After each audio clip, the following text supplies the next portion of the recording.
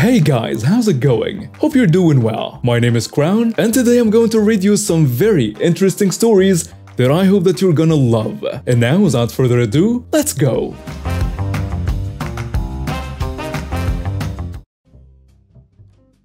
So this happened over a decade ago, but I was reminded by a Facebook memory and thought it could fit here. So here I was about 10 or 11, I went to a middle school that required a school uniform. I was wearing a navy polo shirt and khaki skirt. A skirt with built-in shorts under it. I was scrawny as hell. Beanpole would be an accurate description.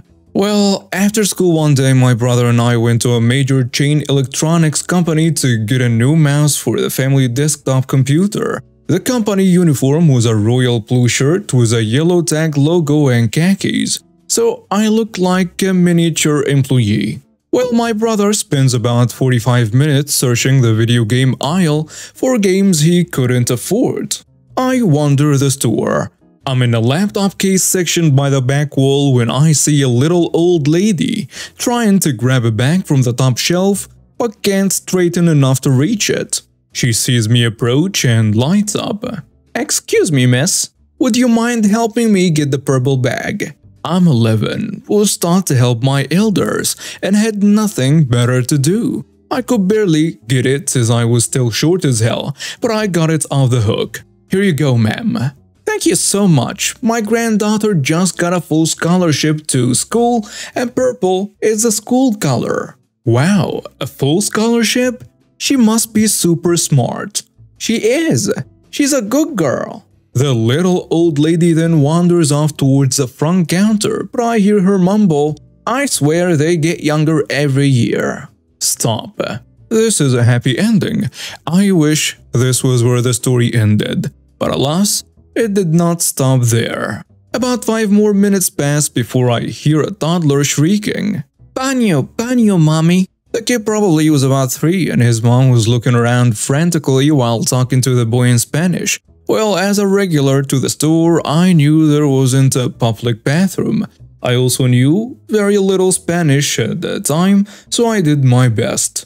I replied in Spanish as I pointed to the store next to us that had a bathroom so that she can get what I'm trying to say, since my conjugations and everything were awful at the time, and I had never had an actual conversation with a native speaker.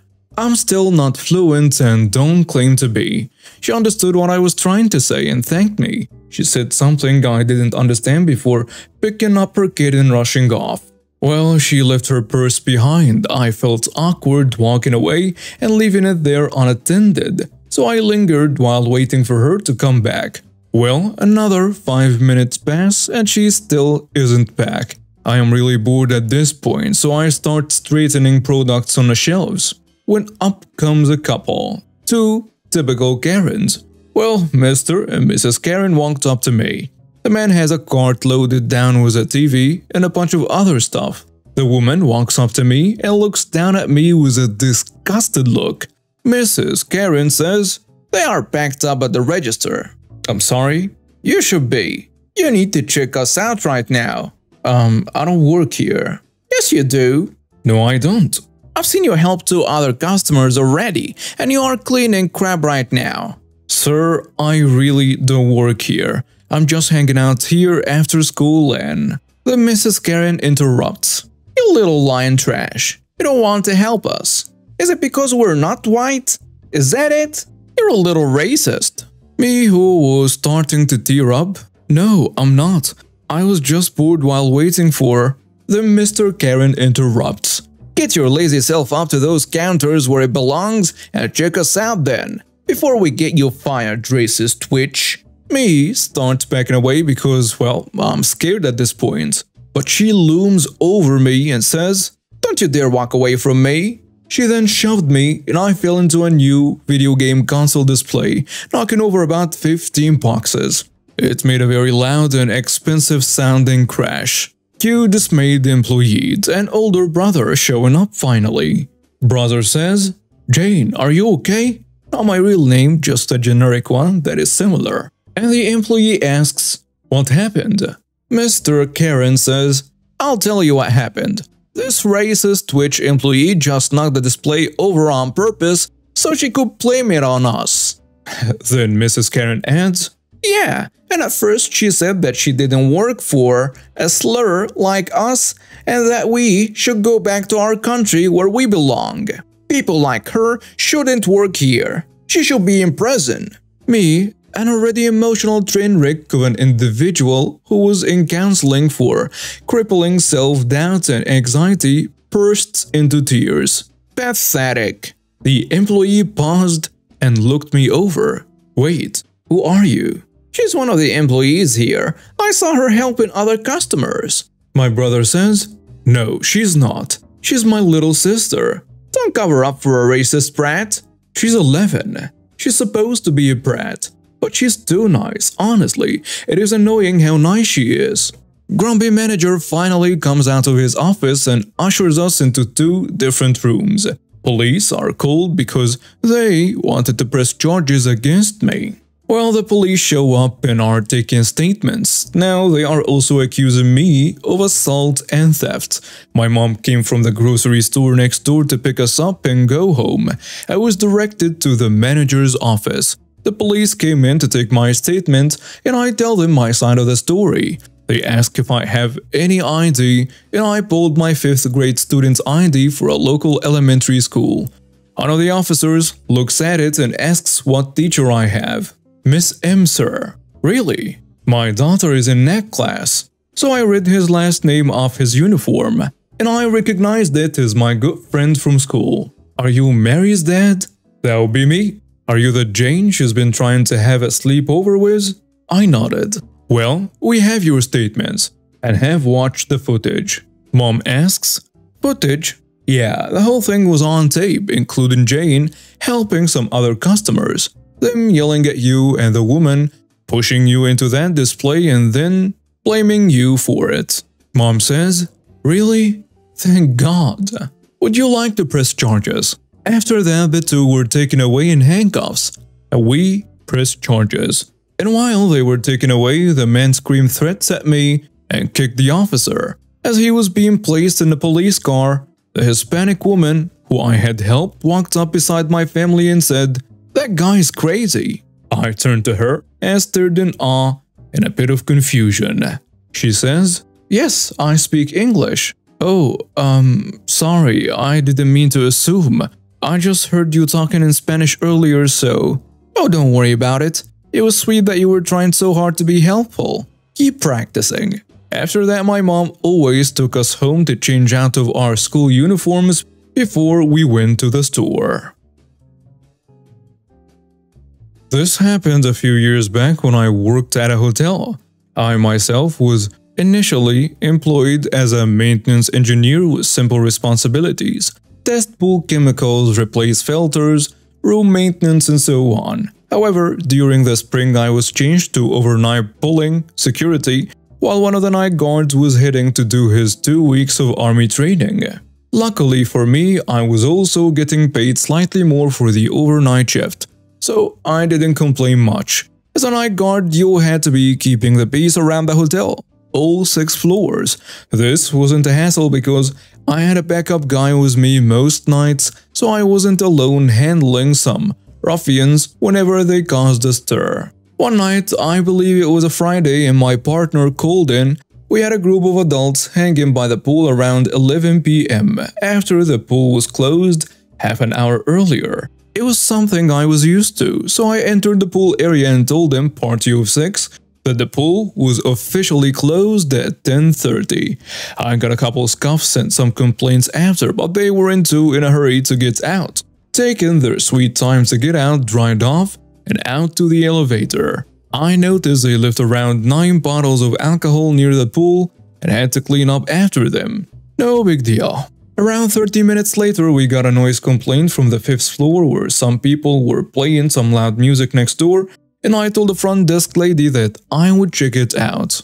Sure enough, I got up to the room that was complained about and knocked on the door. Getting to see one of the patrons from the pool area answer the door, he looked like he would fall over out of exhaustion if you gave him a breathalyzer. "Yo, sup security dude?" "Evening." I'm here to remind you to keep it down. I could hear you from across the building. People are trying to sleep. So what? Not my fault if they can't sleep through it. It will be your problem if we need to come back. We have plenty of pilots and businessmen that are staying the night and need to sleep. Get lost, kid. Then he slammed the door in my face and turned the music down to an acceptable level. I shrugged it off and headed back down to my post to check in with the front desk lady. I gave her the lowdown and went back to waiting for another call. Not even 30 minutes later, we get a call from a different room complaining of a smoking scent coming from the room next to theirs and loud music being played. I checked the fire panel and sure enough, a smoke detector was disconnected from the room I just visited. At this point, I was unnerved at their audacity to keep disturbing the peace. But then again, they seemed to be drunk off their butts. I head back up there and again knock on a door. Sure enough, the music quiets and someone creeps up to the door. Someone had stuffed a towel under the door so no smoke could escape. Fun fact, that doesn't work and they were trying to remove them without being noticed. I lick my lips out of irritation and wait for them to open the door again. Slowly, a guy opens the door. The light is off, and holy hell, is there a whiff of weed in the room. Can I help you?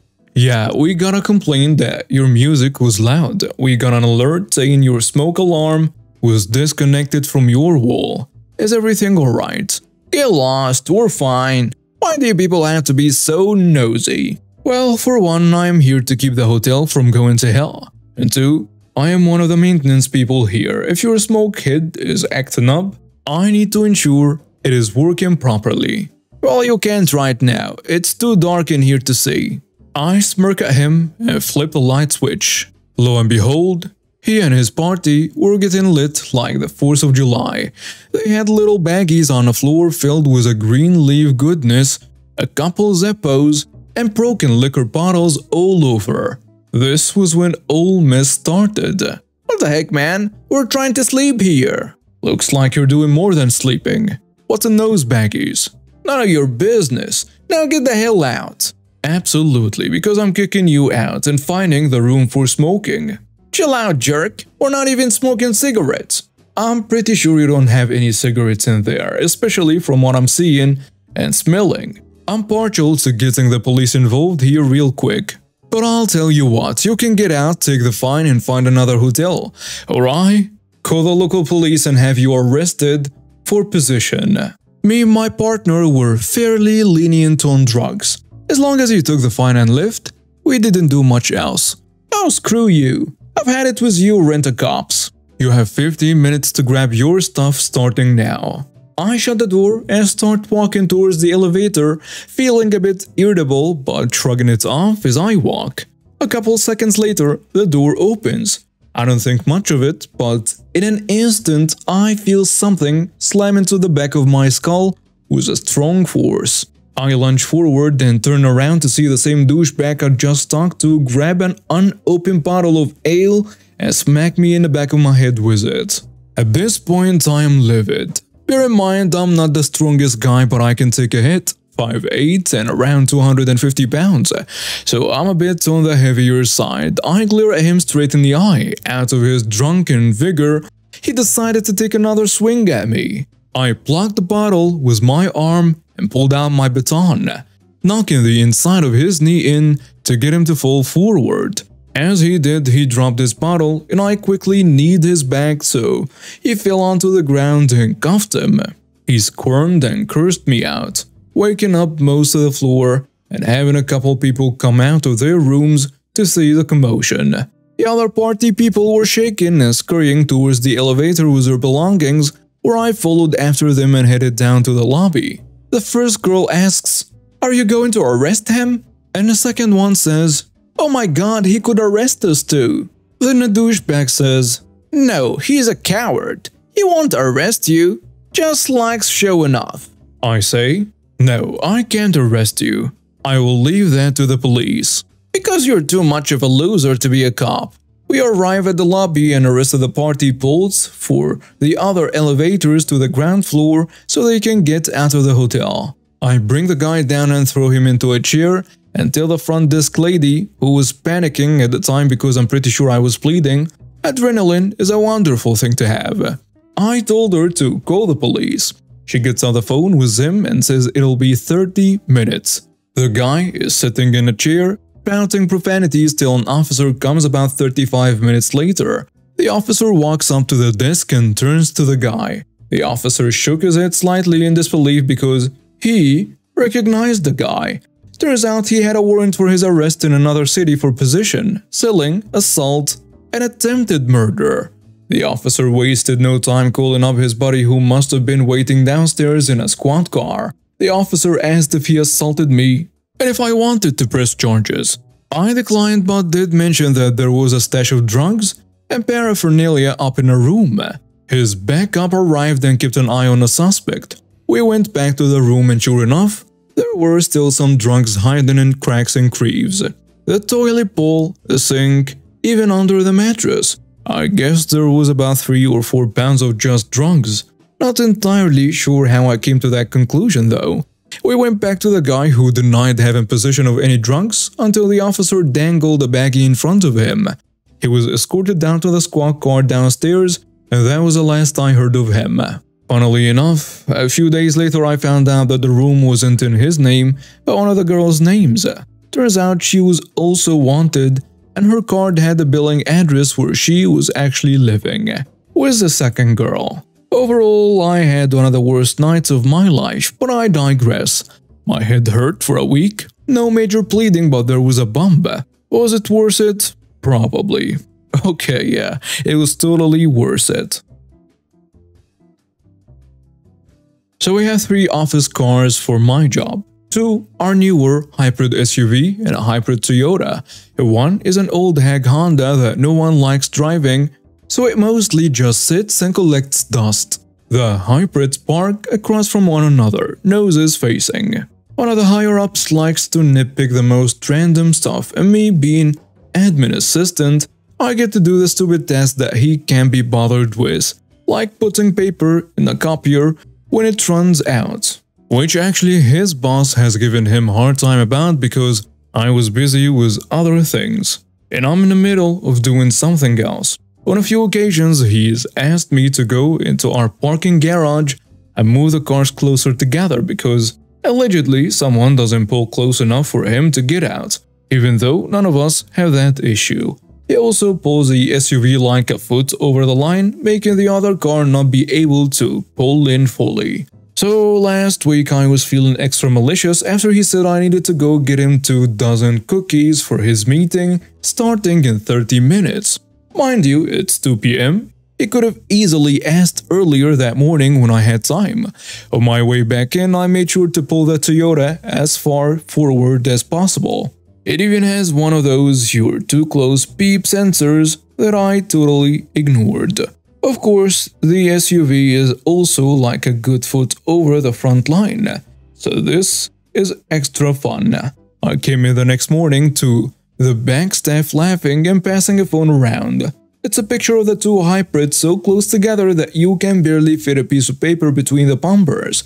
I just shrug and say guy likes them parked that way. I'm just doing as I'm told.